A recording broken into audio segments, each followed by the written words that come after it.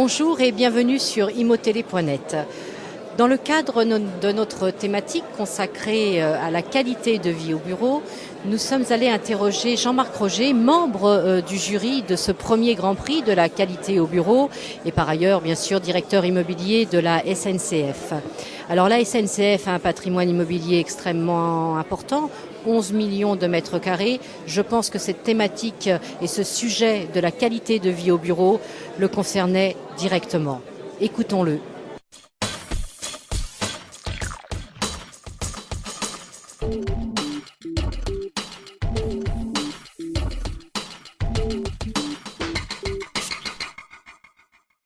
Jean-Marc Roger, bonsoir. Vous êtes directeur immobilier de la SNCF. Alors c'est dans une ambiance un peu festive que je vous interroge ce soir. En atteste la musique en arrière-son. Alors vous avez été membre du jury pour le premier Grand Prix de la qualité de vie au bureau. Pourquoi avoir accepté cette invitation ? Alors, qualité de vie au travail, c'est forcément une préoccupation pour un directeur immobilier. Qualité de vie au bureau, ça fait partie des lieux de travail, mais dans une entreprise de transport comme la SNCF, évidemment, ce n'est pas les seuls lieux de travail. C'est important chez nous, mais la plupart de nos salariés, de nos collaborateurs, comme on l'a encore entendu ce soir, ne sont pas des bureaucrates, mais plutôt des gens de terrain, des mécaniciens, des machinistes, des ouvriers, des ingénieurs, des chercheurs, etc. La SNCF détient un parc immobilier tout à fait exceptionnel. Corrigez-moi si je me trompe, mais c'est environ 11 millions de mètres carrés bâtis. J'imagine que tous les immeubles ne sont pas au top d'une organisation optimale. Que comptez-vous faire pour qu'il en soit ainsi ? C'est vrai que la SNCF est un très gros utilisateur d'espace de travail.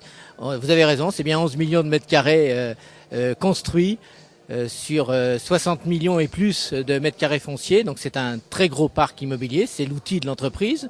Elle en est propriétaire de façon historique, quasi en exclusivité. Je crois qu'aujourd'hui on doit louer sur le marché locatif 200 000 ou 200 et quelques mille mètres carrés, donc vous voyez c'est très très minoritairement le marché locatif, même si l'avenir est certainement à une plus grande mixité.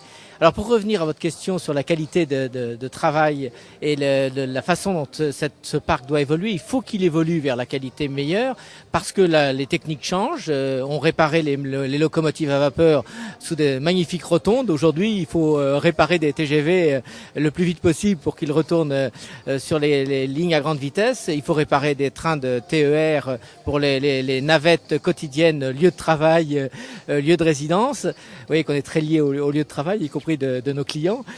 Donc c'est tout ça qu'il faut faire vivre rapidement, le plus vite possible, mais avec les contraintes financières qu'il y a derrière ça. C'est un outil, c'est pas une fonction cœur de métier, c'est vraiment l'accompagnement des cœurs de métier du transporteur SNCF. Est-ce que vous avez l'intention d'entreprendre des travaux importants de remise en état de certains locaux et si oui, lesquels ? L'intention, non, c'est mieux que ça, nous sommes en train de le faire. Nous le faisions les années précédentes, nous le faisons avec la volonté d'accélérer ce mouvement. Certainement que les années qui viennent seront encore plus porteuses de modifications, de transformations. C'est vrai que nos locaux ne sont pas du tout tous partout au top niveau de la qualité qui est requise aujourd'hui, d'accompagnement de qualité physique, mais aussi d'accompagnement de qualité technique.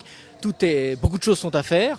C'est là d'ailleurs le côté enthousiasmant de ces entreprises qui changent tout le temps mais qui sont toujours à la pointe du progrès. Je rappelle que c'est l'entreprise qui vient de battre le record de vitesse sur rail pour le monde avec ses partenaires Alstom et RFF. Donc c'est une entreprise qui se veut toujours en avance, toujours en recherche, toujours en mouvement. C'est son métier. Et l'immobilier, malgré son nom, doit aussi être en mouvement.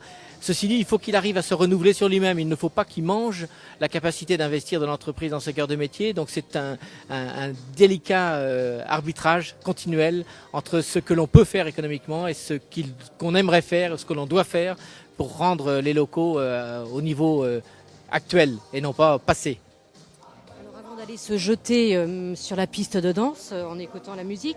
Une dernière question peut-être. Dans le cadre de la qualité de vie au travail, finalement, c'est quoi pour vous le bureau idéal ?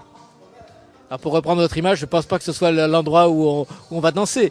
Ceci dit, le bureau idéal, ce serait celui dans lequel le salarié arrive avec plaisir le matin et quitte avec regret le soir. Vous voyez que je mets l'idéal très très loin, très haut. Pour être plus prosaïque, le lieu de travail en général, le lieu de travail de type bureau en particulier, idéal n'existe pas. Ceci dit, celui qui est apprécié, aimé des équipes qui travaillent dedans, celui qui facilite le travail en équipe, celui qui facilite le contact entre équipes qui ne sont pas appelées à travailler ensemble habituellement, celui qui facilite le contact avec les clients, les partenaires, les associés, tous ces lieux de travail sont proches de l'idéal qu'on recherche. Et pour prendre un mouvement, une image qui est liée au métier du mouvement et du transporteur, en réalité le poste de travail de bureau idéal, c'est celui qui bouge. C'est pas celui d'aujourd'hui, c'est celui de demain qui aussitôt sera obsolète parce qu'il sera remplacé par celui d'après-demain. Donc tout ce qui est souple, tout ce qui permet d'évoluer rapidement, d'accepter des nouvelles technologies, de ne pas perdre des anciennes, d'être privatisé, adopté par chacun, personnalisé, tout ça, ça fait partie des qualités et du bureau de poste, du poste de travail, idéal. Jean-Marc Roger, merci beaucoup. Merci.